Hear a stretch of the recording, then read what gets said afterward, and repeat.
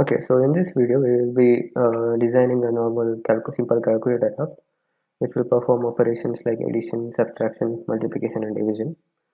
And before actually building the project, so let's see the demo. Yeah, so this is the final application. So here you can perform normal operations such as addition, uh, then subtraction, and also divisions, multiplications. So this is what we'll be building. Okay, so now let's start creating by creating a new project and choosing the empty activity. I am giving a name calculator and finishing the project. Once the project has been loaded, you can go to activity.main.xml. In this, we'll be started off by building the UI part first, and then we will move on to the backend part. So in this, we are going to work on the backend. So we'll be needing both of these files. So yeah, so let's first build the front end.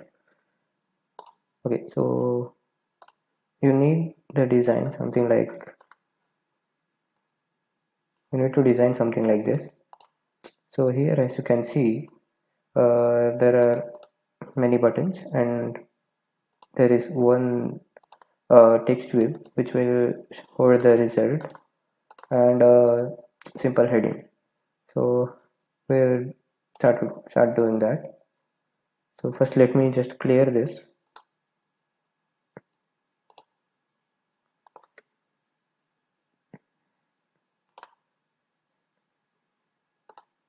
Okay, see, there is a constant layout. So we will see more about it as we start building the application. So first what I will do is I will just choose the buttons and just place it over here. So you can just, and I need 4 of those, so I will just copy paste it. And yeah, so wait one second. So this you can minimize to only button design. Okay, so yeah.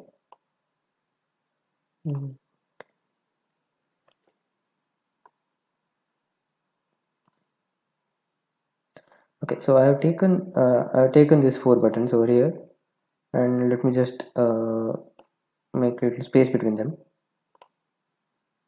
So okay, one was extra.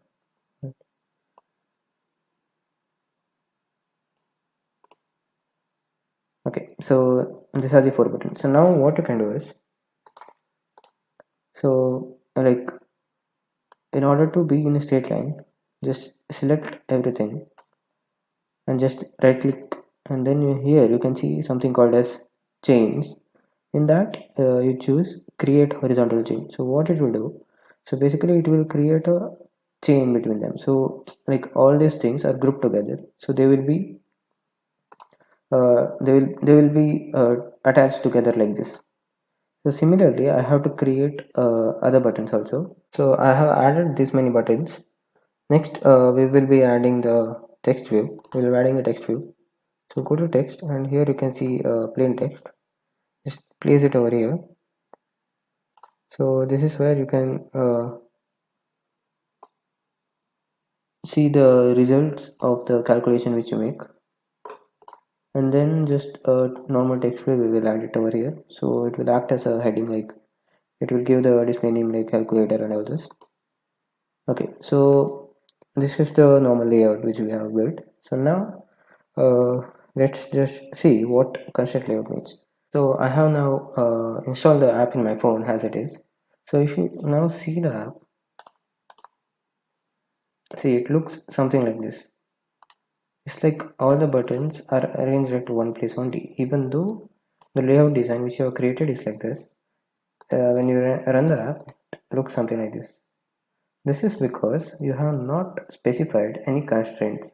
So constraints are basically rules, or they are the values which you specify. Like if you want this button to be placed here, it should be placed at a certain distance from the top. It should be placed at a certain distance from this side as well as from the bottom also. And if you need this much space in between, so there should be a certain dimension to that, right? So those are nothing but constraints. So those are like the rules which you specify so that the widget or the view which you want will be remaining in a particular position.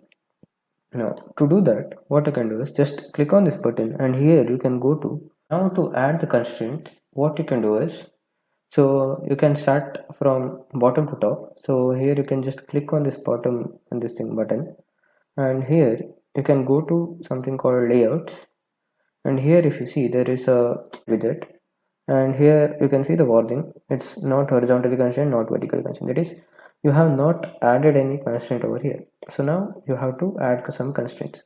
So it's better always to give constraints from bottom to top. So I'm choosing this button, and I want to add constraints like this button should be placed at certain distance from this series of buttons. So what I will do is I will click on this.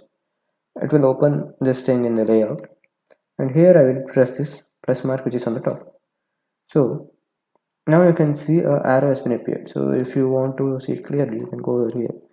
So right, so here you can see from this button there is a constraint. So there is something which is being connected to the button which is on the top. Right. So yeah, so this thing you have to do it for all these buttons.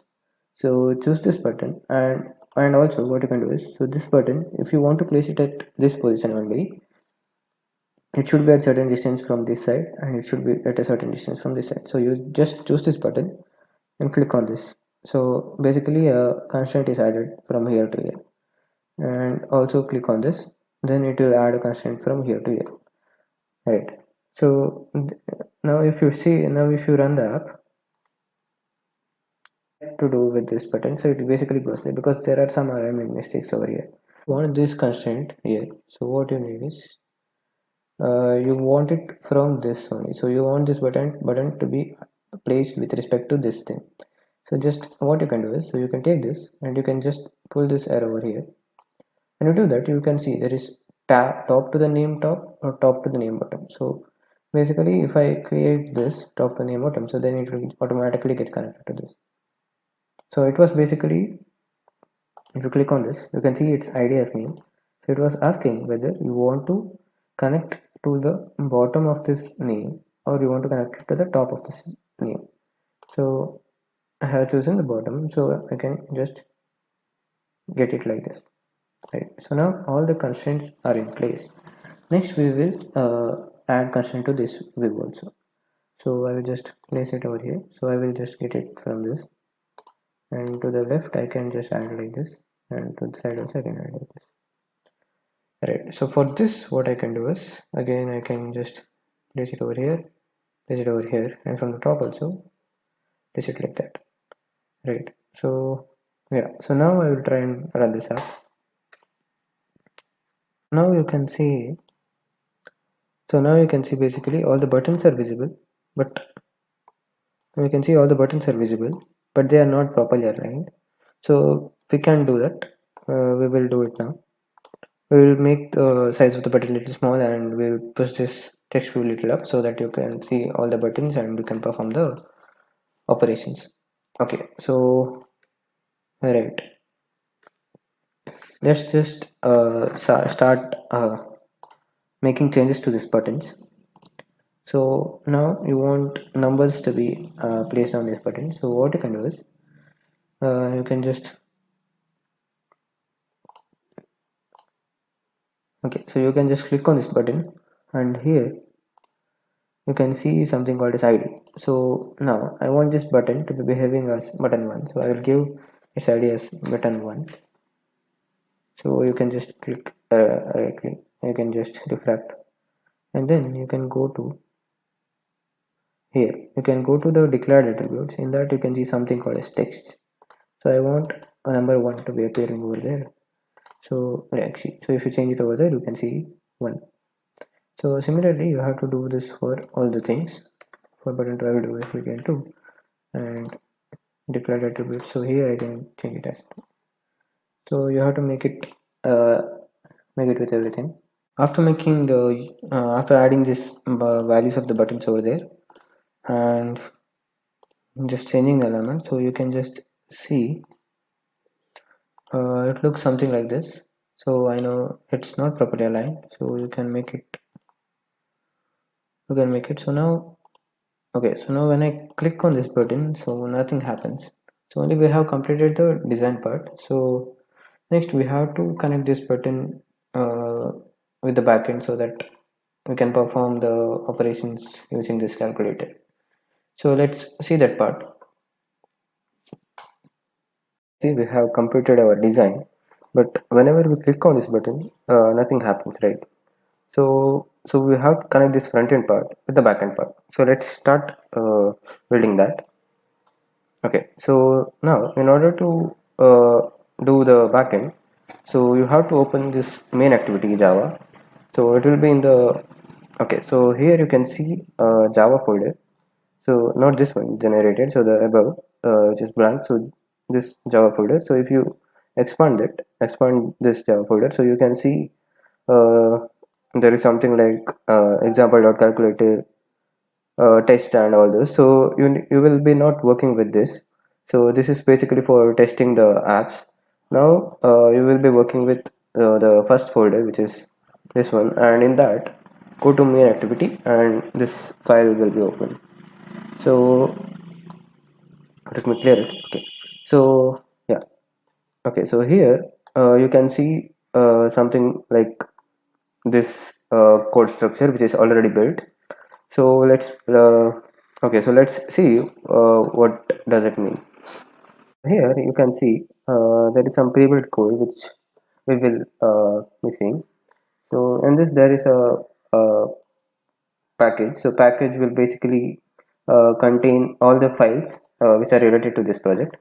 And next, these two lines are pre-built in that, so you need not touch these things.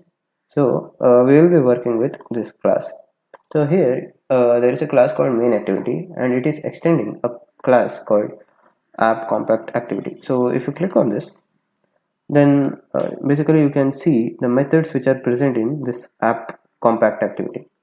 So here there is a method called this. So there is a method called Oncreate. So what does Oncreate will do? So basically Oncreate, like whenever you run your app, the app is created on the phone. So then this is the first function which will run there. So whenever it runs, what you want is you basically want to show this app design or this layout onto the screen, right? So in order to do that, what we will do in main activity is, so we will take that function, and here we will set the content view to activity main. So activity main is basically this. So we are setting the layout as the activity main. So whenever onCreate is on, whenever we install our app or whenever we run our app. So whenever we run our app, the onCreate function is called. In that, the view is basically set as this activity. So that's basically the function of uh, onCreate, right? So now,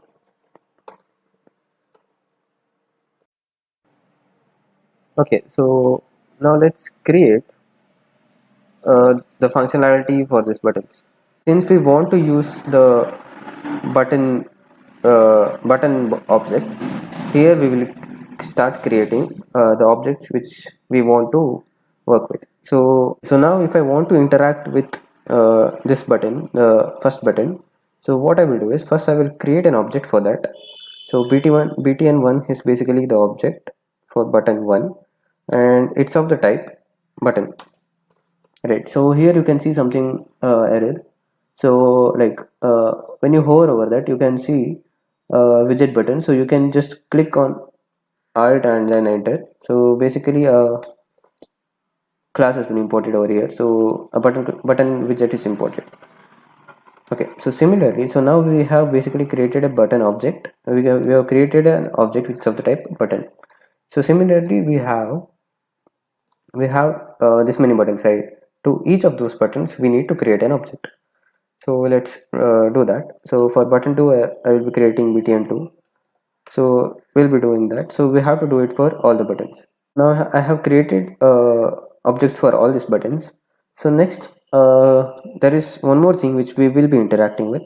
It's basically the place where your result will be shown, or result will be displayed. If you go to the code, here you can see. Okay, so here you can see your value goes here. So and it's of the type edit text. So we have to create an object of the type edit text. So we'll do basically edit text, and the object name will be display. And again here you can click on alt enter and import the class. So here you will get the class, right? So now we have created objects for all the things which we will be interacting with. Okay, so now you have created this button objects, but the problem is we have not mapped the button object. For example, so this one button is not mapped with this btn1, because so we have just created the object template, but now we want to actually link it with the button which we have it over here. Yeah, so which we have it over here. So to do that, what we'll do is basically just click on these buttons. So if you click on this one, so here you can see something called as id, which we had previously set. So so this button is having its id as btn1. So now we will be using this id to map this one button with the objects which we have created over here, right? So that should happen when onCreate is happening. So what you will do is, so there's a function called find view by id. So this find view by id will basically take in the id. So we have the id named button1, right? So it's there in this layout. So what we'll do is we should use the object called as r is basically an object, and r is having a method called id. So then if you click on this dot, so from this id you have to search this btn1. So basically there's an object called r, so in that there is a method id. So that using that id you can basically select whatever object or whatever elements which are there over here by their id. Okay, so after selecting this, we will be assigning it to the button object which we have created. So now I want this id to be assigned to btn1. So I will just assign it there, and then its type will be of button, right? So similarly we have to do it for second button also. So here also we'll do the same thing. Find view by id r.id, and then we will choose button 2. So you have to do these things for all the buttons. So let's quickly finish that. So now I have mapped all these buttons with their respective id, and one more thing we have to do is basically we have to map the display also. So display is of the type edit text. We'll take that edit text and find view by id. So here the id is display again, right? So we have mapped all the elements which we want to interact with, right? So then what we'll do is, okay, so after creating all this, so yeah, so if you go over here, so if you go to the preview, so now, so whenever I click here, the app will not be knowing that I have clicked on this button. So we need to add some functionality over here, so that the app would be able to listen, or app will be able to recognize that I have clicked the seventh button, or clicked on the fourth button. So to do that, what we'll do is, so okay, so we'll take the mapped button object. So we will do btn1 dot, and here you can see something like set on click listener. So set on click listener. So there is a method called a set on click listener. So we set on click listener. So you can see the parameters which it takes. So it basically takes a view as its parameter. So what we'll do is, inside this parenthesis we will write new view. So whenever you type view over there, so you can see here, so you will get view dot on click listener. So just click on that, and then you will be able to see a method like this. So let's see what it is. So if you just expand it, so here you can see on-click listener is basically an interface. On-click listener is basically an interface. So interfaces are nothing but they will only contain the name of the functions in them, right? So uh, here we will be implementing, so we have to implement this on-click method. So here what I want is, so basically when I click on this first button, I want one to get displayed over here. So that's the functionality we need. So basically we will override the on-click method which is over here to, so we have to display one on that place. So in order to do that, what we'll do is we'll take the display object and there we'll append one, right? So that's it. So if I run this app, and here you can see, so whenever I click on one is getting displayed over there. Like one is basically appending there. So if I click on others, it won't work. So similar for methods, I have to add it to other buttons also. So what you will do is you will just take button 2 object and then you will click on set on click listener. So inside that you will pass a new view inside the overridden method. So you will just say display dot append. So since I'm clicking second button, so I want to display 2 over there. So similar thing has to be done with all the methods, like all the buttons. So let's do that. So I have added all these buttons over there, and then there is a button called as clear. So whenever I click on clear, all this text should get disappear. So I will take the clear button object and set on click listener. I will add this, and here what I will do is, instead of appending anything, so I will just do display dot set text as null or this empty string, right? Okay, so now we have added the functionalities to all the buttons. So let's just run and see. So if I click on this, so I will basically able to see the texts over there. So all the buttons are added. So whenever I click on clear, it goes, right? So yeah, so we have done this. Next step is, so if I do this and if I click on equals to, I should get the result to be displayed over there. So now I have to add functionalities to this equals to button. So let's do that. Okay, so now let's add functionalities to the equals to button. So it's similar, you will take this equals to object and then you will do this add on click listener, and you will be passing a new view. And here on click, what should happen is, okay, so right, so you are having this, right? So now in the display field you are having this value 2 plus 5. So what it is basically it's like a, so 2 plus 5 is just like a string. Okay, so you are having this entire value that is 2 plus 5. So first I need to get these values from this text field, right? So what I will do is, so I will do, so display is basically the name of the object dot get text.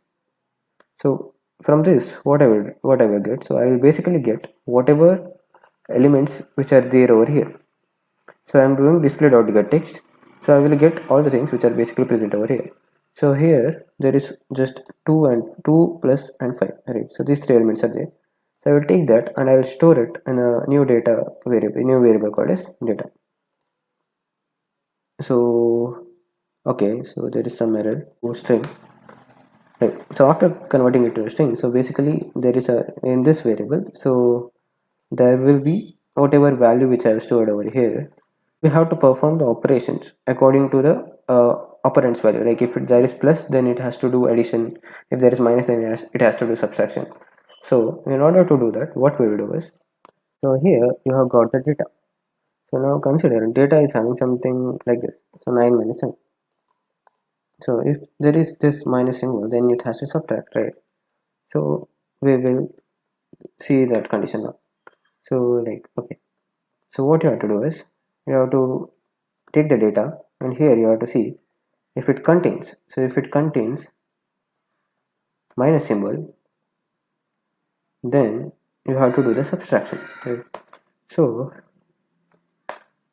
right, okay, so if the data is containing the minus symbol, then you have to do subtraction. So to do the subtraction, here what happens is you are having this string element called as data, but you are not having the two operand. So now in data what happens is the value is stored as, so whatever the input you have given is basically stored as this. So a string which is like this entire thing, so 9 minus 6. So you cannot access these two elements separately, right? So in order to access that element, what you have to do, you have to do something like this. You have to take the data element and you have to use a method called a split. So split is basically split where there is a minus symbol. So basically what split does is basically it will just search throughout this thing, throughout this data array data, and whenever it finds a minus symbol, it will split. It will basically split in the sense it will basically convert this string to an array of strings like this 9 comma 6. So now you can easily access the array element. So if I give like array of 0, so then I will get 9, and if I do array of 1, so then I will get 6. So basically split will convert that string to array of strings so that we can access the individual element. So here I have done that. I have taken the data and I have split when there is a minus symbol. Okay. So now I have to assign it to a string array. Right. So I have a string array called operands. I have assigned it to that. Next, you can get the, so you can declare a new variable called as operand 1, and that is operand, and it will have a value which is there at the array operands 1. Next, you can declare the same variable called as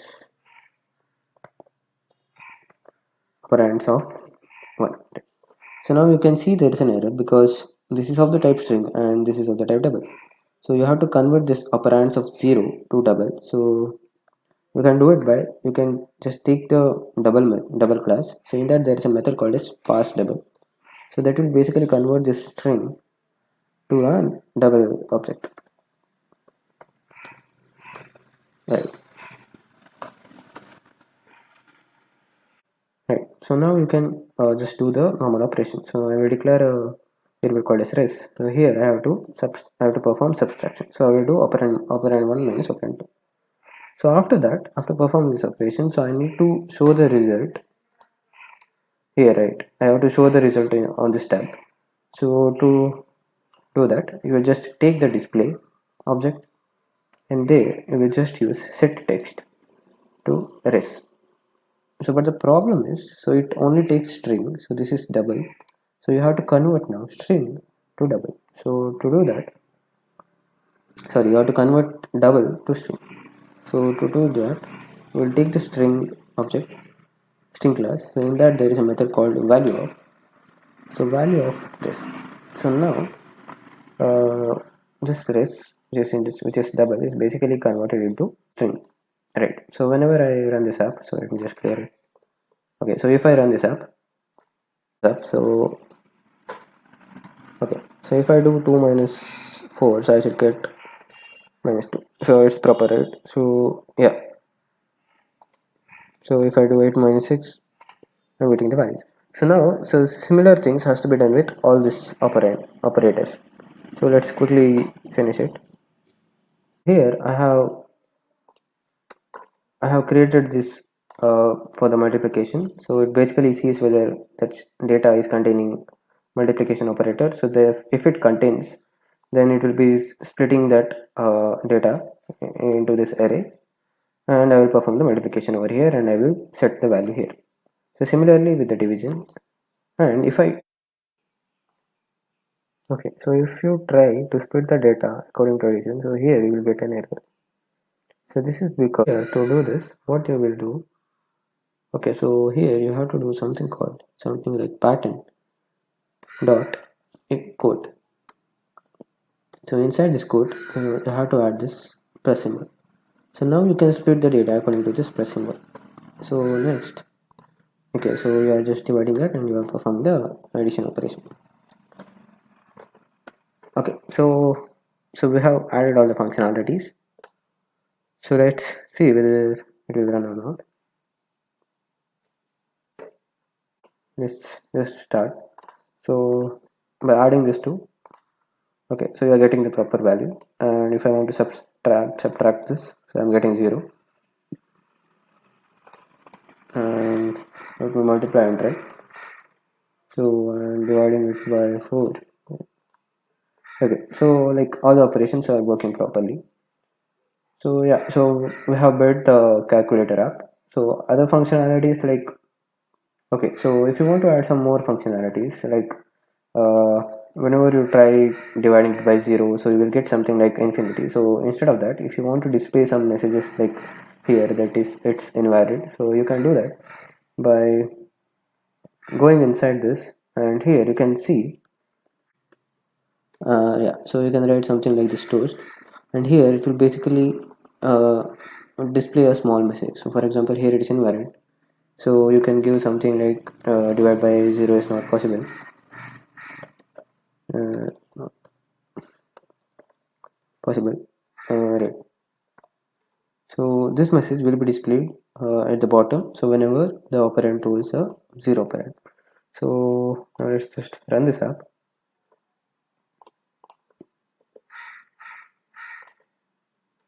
Right, so if I try to divide by 0, then basically here you can see a new message. So now in this video we have built this simple calculator. Yeah, so this was your second lab program.